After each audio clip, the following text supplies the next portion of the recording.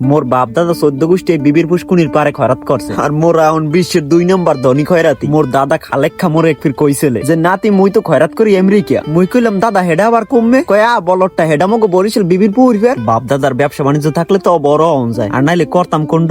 আইছে এত বড় খয়রাতি দেখে তো 2 সাইডে বিয়ে দাওয়াত পাই। গুড়াগাড়া এলাকায় টিম টুম সাললে বোতল টানতে রাহে। মোর সর্বনিম্ন হাদিয়ে হইছে 500 টাকা, আর উপরে $100। গতকাল ডোনাল্ড ট্রাম্পের লাগে মিটিং করার পর ডেরাম ভাই মোর এই ব্লাউজটা গিফট করছে। আসলে এইগুলো তো বাংলাদেশ থেকে টুকটাক পাই, আর বিভিন্ন দেশ থেকে তো ডলার আসে। ও কি ভাই, তুমি দেখতে তো পুরোই হ্যান্ডসাম। হাজার হাজার টাকার গজি নোট, আবার দি সানগ্লাসও লাগাইছে, আরে ডাক খাই। কই দেহি ভাই, তুমি কি অন্ধ?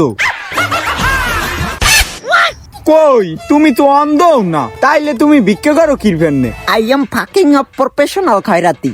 আমার বাপ দাদা 14 গোষ্ঠী আসলে জাত খয়রাতি, আর আমি হইছি ফাকিং অফ খয়রাতি। আমার যে বরিশাল সিটিতে কয়তলা বিল্ডিং আছে আমি নিজেই জানি না।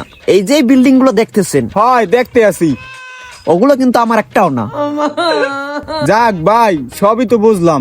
তাই ভাই, এই বিবির পুষ্কুনি লইয়া মোর একটা বিষয় জানার আসলে। কি বিষয়?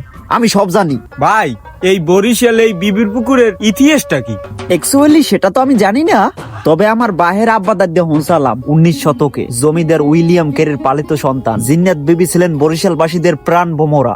এখন কও কিসের জন্য আসছো, আর কিসের সমস্যা? বিবি সাহেবা, এটা তো একটা জটিল একটা সমস্যা। মগো হারা বরিশাল পুরো পানির সংকট, কোনো আনে পানি পাওয়া যায় না। কেউ নাইতে পারে না, খাইতে পারে না, বিশুদ্ধ পানির খুবই অভাব। আসলে এটা একটা জটিল সমস্যা বরিশালবাসীদের জন্য।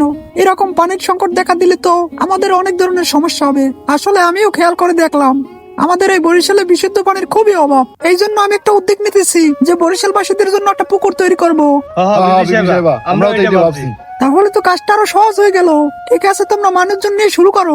ঠিক আছে বিবি সাহেবা। তবে বিবি সাহেবা, একটা কথা, এই পুকুরের নাম হইবে কিন্তু আপনার নামে, বিবির পুকুর। আর বর্তমানে এই বিবির পুকুর বাংলাদেশের বরিশাল নগরীর প্রাণকেন্দ্রে অবস্থিত শতবর্ষের পুরনো ও ঐতিহ্যবাহী একটি কৃত্রিম জলাশয়। আপনারা তো শুনলেনই, 19 শতকে জমিদার উইলিয়াম কেরির পালিত সন্তান জিন্নাত বিবির উদ্যোগে জনগণের জল কষ্ট নিরসনের জন্য বরিশাল সদর রোডের পাশে 1850 ফুট দৈর্ঘ্য ও 400 ফুট প্রস্থ বিশিষ্ট একটি পুকুর খনন করা হয়। পরবর্তীতে জিন্নাত বিবির নাম অনুসারে এই পুকুরটির নাম দেওয়া হয় বিবির পুকুর। বাংলাদেশের কোনো বিভাগীয় শহরের প্রাণকেন্দ্রে এরকম কোনো জলাশয় নেই, তাই এই জলাশয়টি বরিশালের জন্য সৌন্দর্য ও ঐতিহ্য বয়ে এনেছে। এজন্যই তোমরা বরিশালীরা বলি এটা শুধু বিবির পুকুরই নয়, এটাকে আমেরিকার রাজধানীও বলা হয়।